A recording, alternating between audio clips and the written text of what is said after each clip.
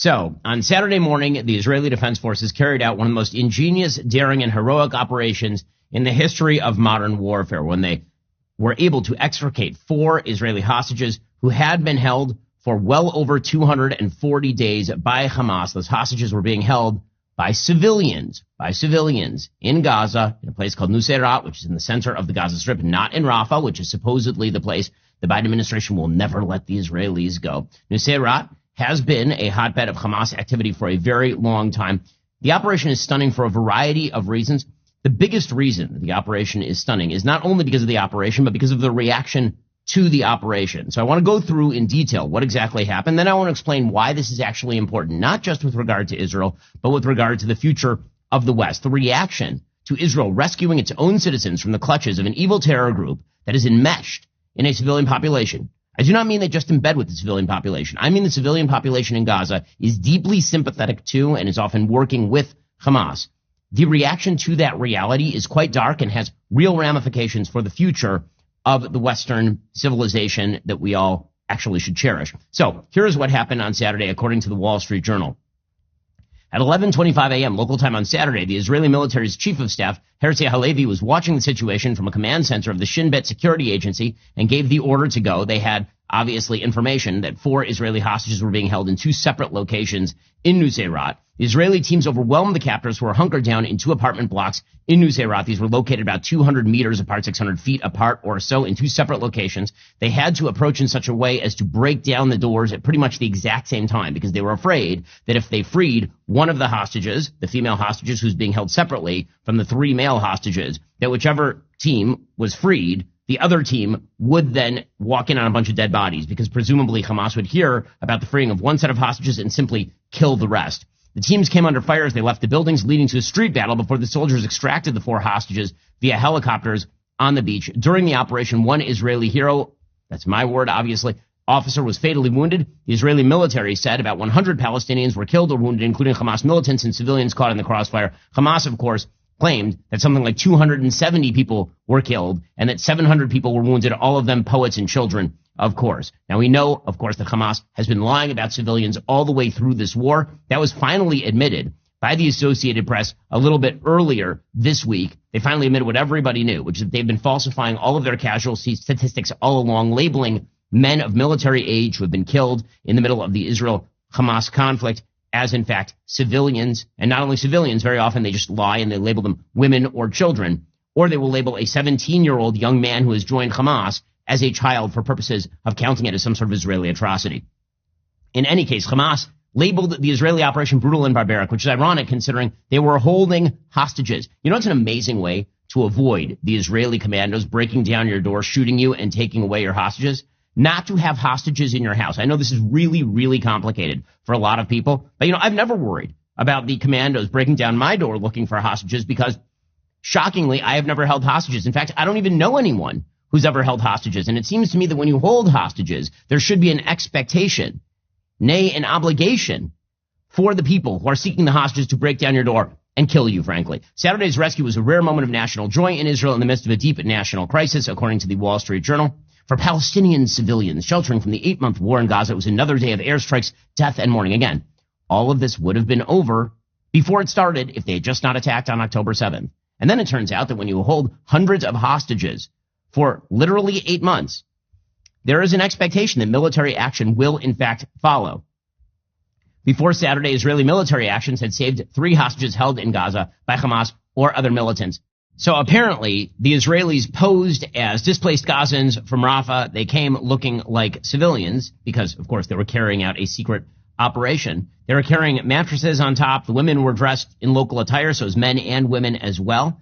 Locals were asking where they came from. They said that they were coming from the IDF operation in Rafah and that they had rented a place around the market in Nuseirat. And then they pointed at the building where Noah Argamani was being held, and that's when they broke off and started to pursue the rescue.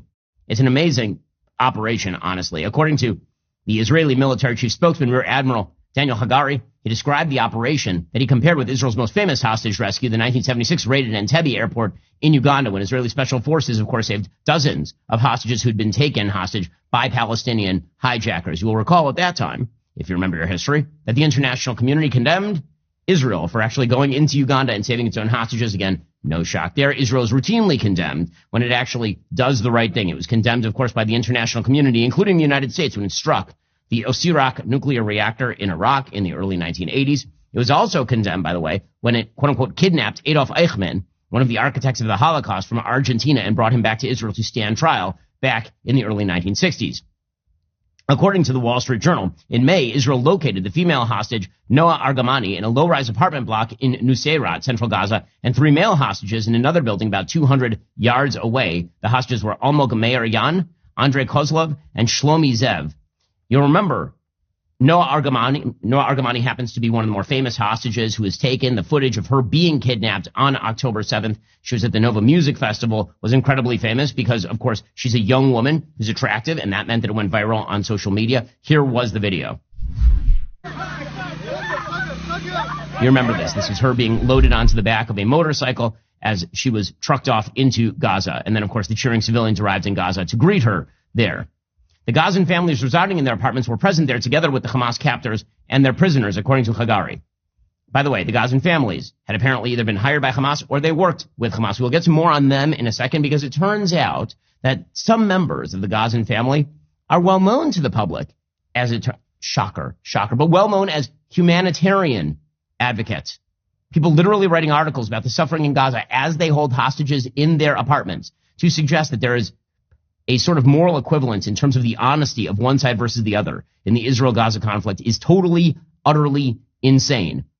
We'll get to more on this in just one moment. First, I'll be traveling for the next couple of weeks. That means that my team and I need to be pretty careful about securing our internet connections wherever we are. You can't trust public Wi-Fi to have any kind of security. And depending on where you are in the world, you might even be dealing with government censorship. That's why when I'm on the road, I always use ExpressVPN. ExpressVPN is a VPN provider that reroutes my internet connection to stop third parties like Wi-Fi admins and government agencies from spying on me. Plus, ExpressVPN encrypts 100% of my traffic, which protects all my private data, like my bank logins and credit cards from Wi-Fi hackers. ExpressVPN is the only VPN provider I trust and recommend. It's incredibly easy to use. Just tap one button to connect on any device. If you want to get serious about online security, sign up right now at expressvpn.com/Ben. You'll receive 3 extra months absolutely free. That's expressvpn.com/Ben to get 3 extra months for free. expressvpn.com/Ben. I've been talking to you about ExpressVPN for years. If you haven't protected yourself by now, well, now would be a great time to start because it turns out big tech, government, they're all getting more intrusive. Check out expressvpn.com/Ben right now. Get 3 extra months for free. So as I mentioned, raiding one location would alert captors at the other location, so the Israelis decided that they were going to bust in simultaneously.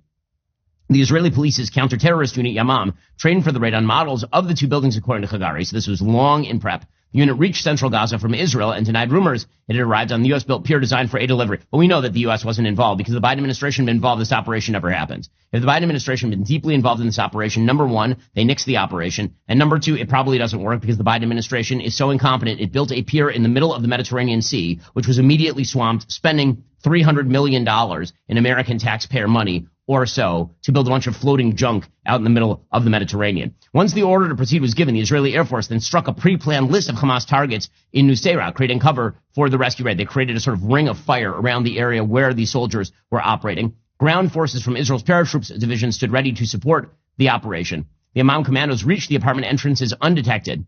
One Imam team stormed the first floor apartment where Argamani was held and took the captors by surprise. On the 3rd floor of the other building, a gunfire with the guards broke out. At that point, tragically, the Imam squad leader, a man named Arnon Zamora, the hero who I was referring to before, was hit and died of his wounds. But the hostages were alive. We have the diamonds in our hands, the commandos radioed to the command center. But the story wasn't over yet. They still had to extricate the hostages. Again, this is very much like Black Hawk Down, except that this was a deliberate attempt to get hostages out of a heavily urban, deeply terror-controlled area. Leaving the buildings, the team came under fire from Hamas fighters armed with rocket-propelled grenades, according to Hagari. It was during this time that if there were civilians who were caught in the crossfire, that crossfire happened because Hamas was firing RPGs and obviously live ammunition at the Israeli soldiers. According to Hagari, Hamas was deliberately firing at the Israelis from streets full of civilians, which of course is their MO. They've located rockets in literally every civilian area they can find, ranging from tent encampments to UNRWA schools. Israeli airstrikes and ground forces hit the militants. The many dead likely included both fighters and bystanders. And then, of course, video footage shared by the military showed a CH-53C Stallion helicopter loading soldiers and hostages before whisking them off the beach. Here's what some of that footage looked like.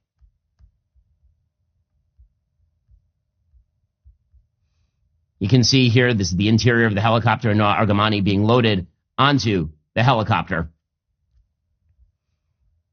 There's also some pretty dramatic footage of these soldiers rushing Noah Argamani, among the other hostages, to the helicopter as well. Now, it is worth noting here who was actually holding the hostages. So as it turns out, Noah Argamani was being held by a photojournalist, you say, and his doctor father, the greatest kinds of civilians, journalists and doctors and artists and painters were holding these Jews hostage. According to N12, which is a big Israeli network, the chairman of the Human Rights Monitoring Organization from Gaza told about the rescue operation and the fact that special forces broke into a house in Nuseirat. Apparently, in an initial testimony documenting the killings committed by the Israeli army in the Nuseirat camp today, this is an Arabic source, the Euromed HR reported the Israeli army used a ladder to enter the home of Dr. Ahmed al-Jamal. The army immediately executed 36-year-old Fatima al-Jamal upon encountering her on the staircase. The forces then stormed the house and executed her husband, journalist Abdullah al-Jamal, and his father, Dr. Ahmed, 74, in front of his grandchildren. The army also shot their daughter. So in other words, they went in, the family was stationed around the hostages, and the Israelis had to shoot their way in to save their hostages. So who exactly was this photojournalist and his family? By the way, again, you don't want your family put in the line of fire. Excellent way to do this. Don't hold hostages in your home. I know, just a tip for the wise. For those of you who wish not to have anyone in your family shot, it turns out a horrible strategy for that is to work with a terrorist group to hold hostages in your home. I repeat, do not put your family in the way of opposing military forces by holding hostage. I don't know why I have to say this. I mean, I do know. It's because everyone is a moral idiot around here. When it comes to the international community, as we'll see, everyone is just moral trash. It's unbelievable. So this photojournalist had worked with, wait for it, Al Jazeera, the most vaunted of all journalistic institutions. A journalistic institution, of course, that is run out of Qatar, which is, in fact, an Iranian front state in many ways. Qatar has been the place where Hamas's leadership is holed up. Al Jazeera is a propaganda outlet on behalf of Hamas. It is why the Israeli military barred Al Jazeera from broadcasting inside of Israel, because they were trying to station cameras in areas that could catch Israeli troop movements. And then there was widespread international condemnation. Now it turns out that a photojournalist who had worked with Al Jazeera in the past was one of the people holding Israelis hostage.